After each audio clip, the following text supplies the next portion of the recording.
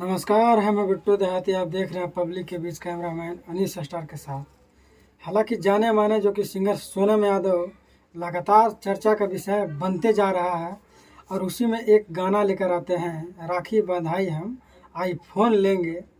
तो इस गाना का टाइटल है जो कि मुस्कान म्यूजिक से रिलीज होता है और गाना लगभग 50,000 प्लस कर जाता है।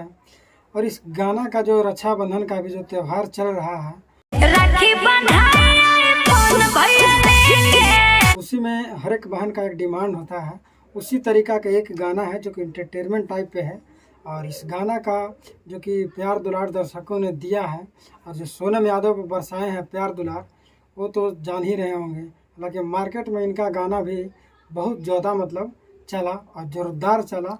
और इसी में जो कि एक कम उम्र में जो कि इनका जो कैरियर रहा वो अद्भुत इसको बोला जाता है।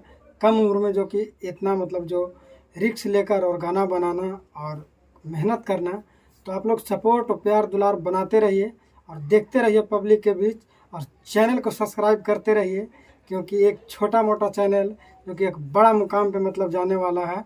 आप लोग देखते रहिए पब्लिक के बीच और सब्सक्राइब करते रहिए। जय हिंद, जय भारत।